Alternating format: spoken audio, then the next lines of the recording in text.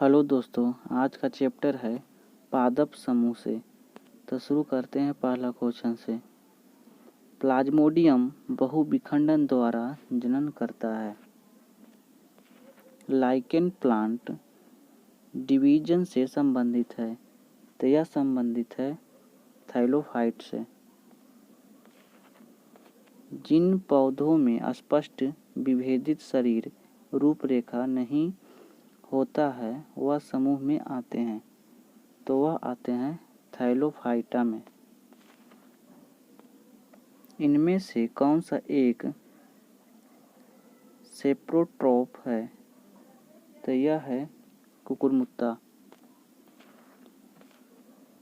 पादप के किस समूह के अंतर्गत सबसे साधारण केंद्र संरचना वाले पादप आते हैं, तो यह आते हैं थाइलोफाइटा।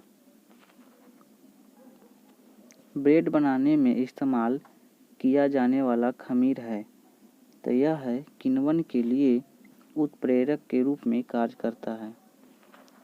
निम्नलिखित में से किस प्रकार के प्रजनन में पूर्ण वयस्क छोटे जीव अपने जनक शरीर से अलग हो जाते हैं और एक नया स्वतंत्र जीव बनते हैं, तो यह बनते हैं मुकुलन।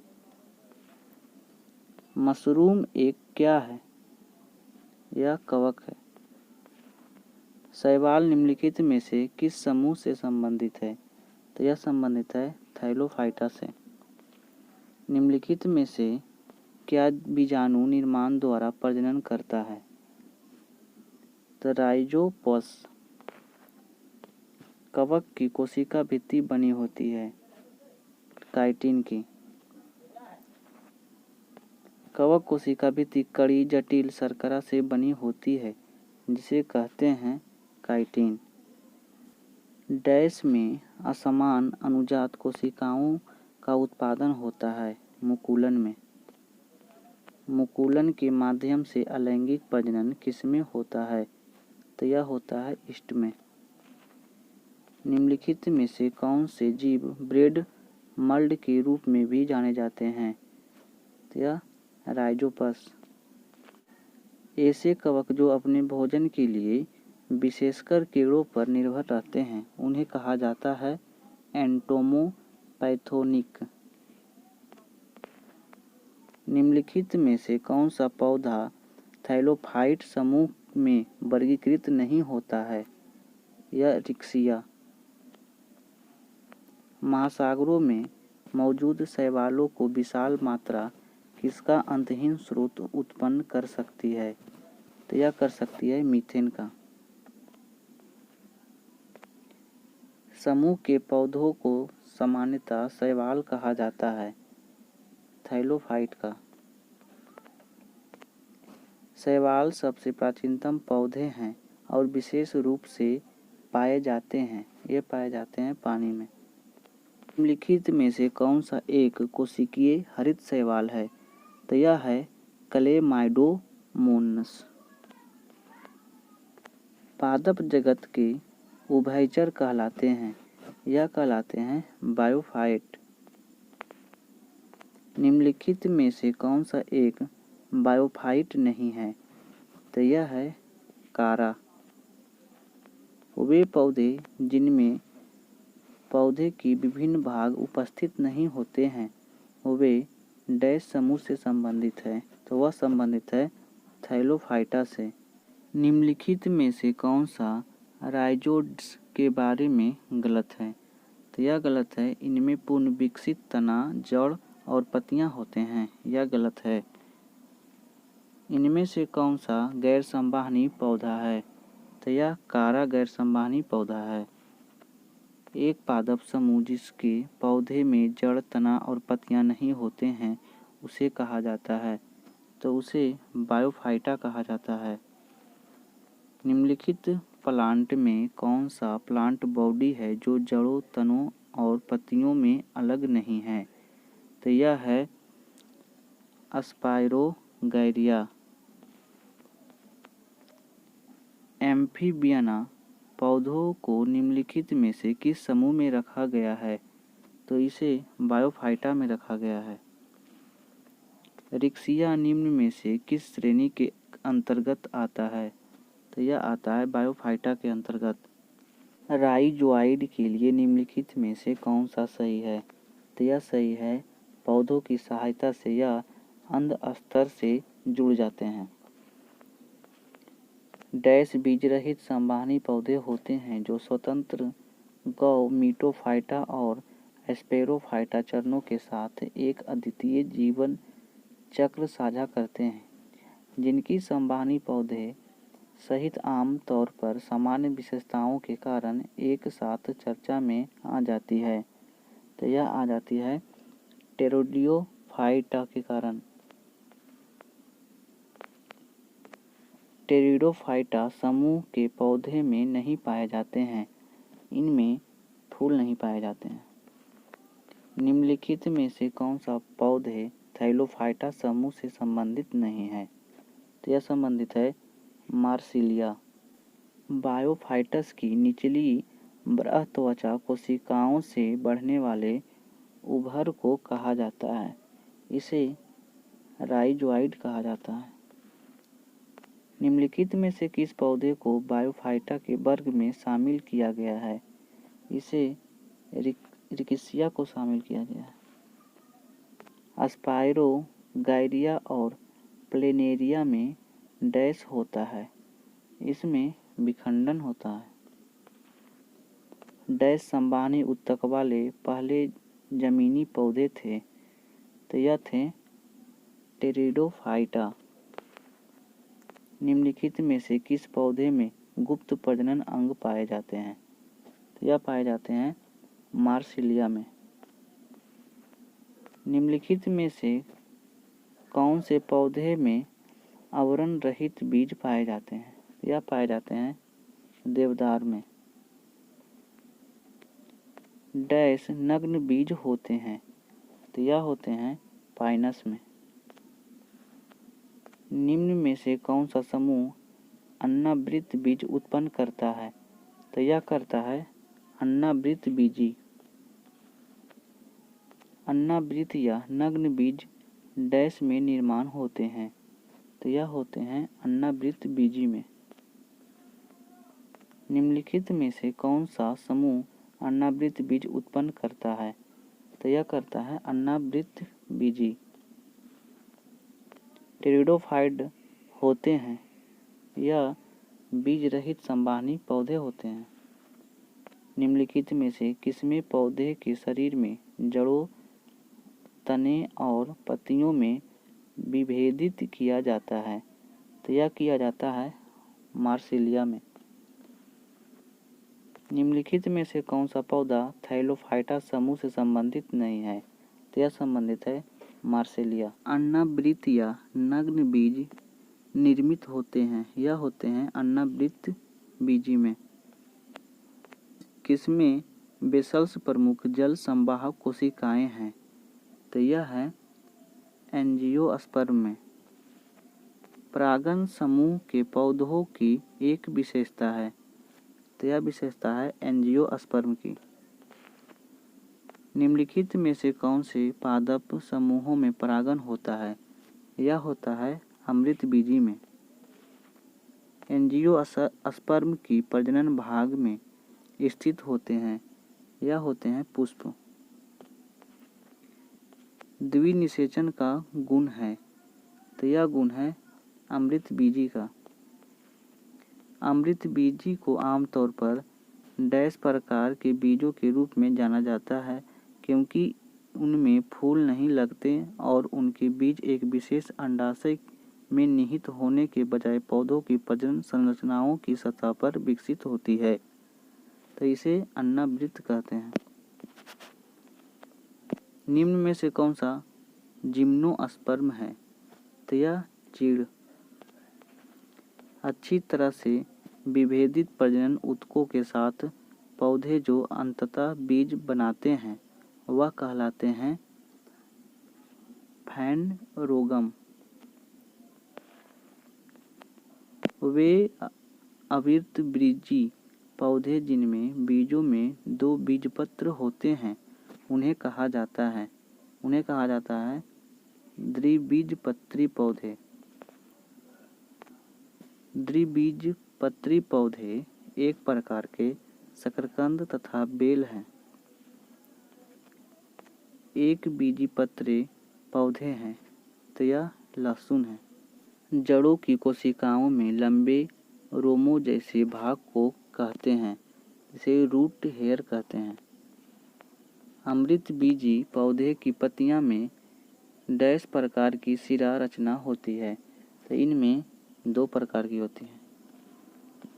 डैश के प्रजनन संबंधी भाग फूल में स्थित होते हैं, इनमें एंजियोस्पर्म स्थित होते हैं। किसी पौधों को वनस्पतिक भाग होते हैं तो यह होते हैं जड़, तने और पत्तियां। पौधे का कौन सा हिस्सा गैसों को आदान प्रदान में सहयोग करता है तो यह करता है पत्तियां। पौधों में गैसों का आदान प्रदान किसके माध्यम से होता है तो यह होता है रंध्र से। रंध्र स्थित होते हैं तो यह स्थित होते हैं पत्तों में। फूलों का एक मादा प्रजनन अंग क्या कहलाता है? स्त्री केसर। अंडक का एक भाग नहीं है, पुंकेसर। खाना बनाने एवं स्वाद हेतु प्रयोग किए जाने वाला अदरक एक राइजोम है जो एक प्रकार का भूमिगत तना है। हम आलू के पौधे का कौन सा भाग खाते हैं? तना खाते हैं। डैश एक लिंगी पुष्प होता है, यह होता है पपीता। निम्नलिखित में से गलत कथन को चुनें। पत्तियों में कोशिकाओं की ऊपरी और निचली परत है, तो यह है भोजन का संश्लेषण करती है। डैश के पुंकेसर का भाग है एक उभयलिंगी पुष्प होता है, तो यह होता है सरसों का। फूलों के नर प्रजनन भागों को कहा जाता है पुंकेसर। निम्नलिखित में से कौन पुष्प के मध्य में स्थित होता है तो यह होता है कार्पल। एक फूल के प्रजनन का भाग कौन सा है? पुंकेसर और कार्पल्स। प्रजनन के लिए फूलों में आवश्यक अंग कौन सा है तो यह पुंकेसर और स्त्री केसर है। फूल के हिस्से जिस आधार पर उपस्थित होते हैं उसे कहते हैं पुष्पासन। परागकण किसमें पाए जाते हैं तो यह पाए जाते हैं परागकोश में। इनमें से कौन सा उभयलिंगी फूल है तो यह सरसों है। पुष्प में स्त्री केसर के शीर्ष भाग को क्या कहा जाता है? इसे वर्तिकाग्र कहते हैं। पुष्पों का मादा जनन अंग कहलाता है कार्पल। पौधों का नर प्रजनन अंग पुंकेसर कहलाता है। पौधों के बीज में एक खाद्य भंडार के रूप में कार्य करता है बीज पात्र। टमाटर क्या है? टमाटर फल है। इनमें से किसे सामान्यतः फल के रूप में प्रयोग नहीं किया जाता है? टमाटर को। निम्नलिखित में से कौन सा बहुबीजी फल नहीं है तो यह है लीची। निम्नलिखित में से कौन सा भाग वनस्पति के जनन में हिस्सा नहीं लेता है? फूल। निम्नलिखित में से कौन सा बीज अंकुरण के दौरान आगामी परोह में विकसित होते हैं तो यह होते हैं पंकुर। केले का खाने योग्य हिस्सा क्या कहलाता है तो यह कहलाता है अंता, फल भित्ति और मध्य भित्ति। निम्नलिखित में से कौन सा अपने जीवन काल में केवल एक बार ही फूल और फल देता है तो यह हो जाएगा केला। पौधे भविष्य के लिए खाद को बीज पात्र के रूप में संग्रहित करते हैं, यह कहलाते हैं कीटोलेडोन। डैश स्थितियों में वाष्पोत्सर्जन कम हो जाता है उच्च तापमान पर। गार्ड कोशिकाओं में प्रवाहित होने पर वे फूल जाते हैं जिसमें स्टोमेटा का छिद्र खुल जाता है। पानी पौधे द्वारा अतिरिक्त जल से छुटकारा पा सकते हैं वाष्पोत्सर्जन के द्वारा। निम्नलिखित में से कौन सा एक फलीदार पौधा है? तो यह मटर है। पौधों में जलवाष्प के रूप में जल की हानि को क्या कहा जाता है? तो इसे वाष्पोत्सर्जन कहा जाता है। पौधों की पत्तियों में मौजूद रंध्रों के माध्यम से होने वाली जल हानि को क्या कहा जाता है? तो इसे वाष्पोत्सर्जन कहा जाता है। वन द्वारा वातावरण में नमी को बढ़ाता है तो यह बढ़ाता है वाष्पोत्सर्जन। पौधों में अवशोषण और ऊपरी गतिविधि में जड़ों से पत्तियों तक पानी और खनिजों के संचरण में मदद करता है, वह कहलाता है वाष्पोत्सर्जन। प्रकाश संश्लेषण के दौरान बने उत्पादन कौन से हैं? तो यह है ग्लूकोज, जल और ऑक्सीजन। फोटोसिंथेसिस के किस स्तर पर ग्लूकोज का निर्माण होता है? तो यह होता है रोशनी पर निर्भर प्रतिक्रियाएं। वाष्पोत्सर्जन के द्वारा होता है तो यह होता है रंध्र के द्वारा। पौधों की पत्तियां से पानी के वाष्पीकरण को क्या कहते हैं? तो इसे ट्रांसपायरेशन कहते हैं। निम्नलिखित में से कौन सा प्रकाश संश्लेषण के लिए आवश्यक नहीं है? ऑक्सीजन। फाइटोहार्मोन क्या है? तो प्रकाश संश्लेषण के लिए इस्तेमाल किए जाने वाले पदार्थ हैं। डैश हार्मोन के विसरण के कारण पौधे जड़ की दूसरी तरफ मुड़ जाते हैं ऑक्सीन के कारण।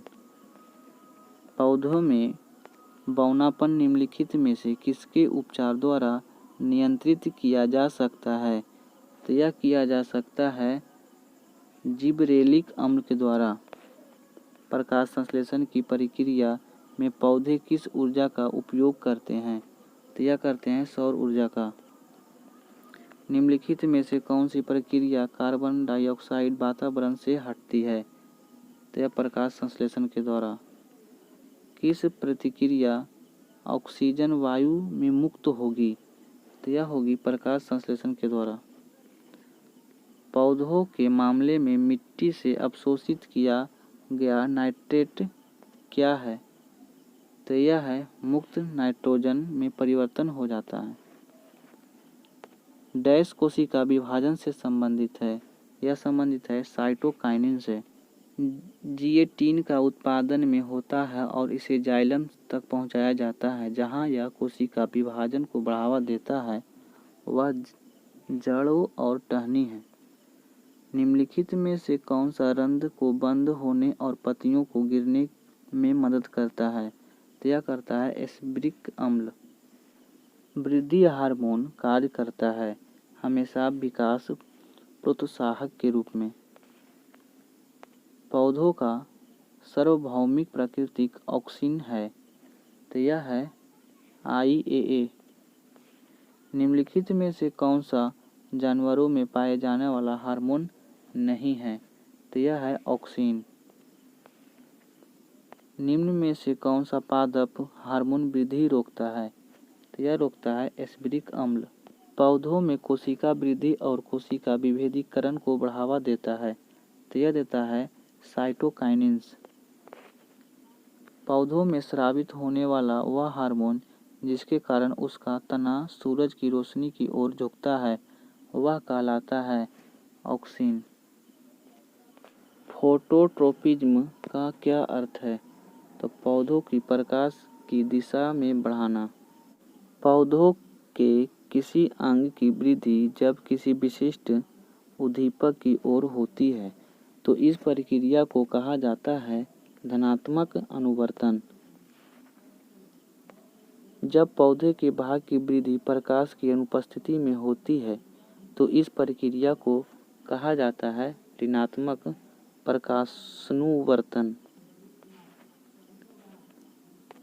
पौधे प्रजनन की किस विधि द्वारा उत्पन्न होते हैं जिसमें आनुवंशिकीय रूप से सभी गुणों पौधों में होते हैं? तो यह वर्धी जनन। तने के जरिए फैलता है। तो यह फैलता है गुलाब।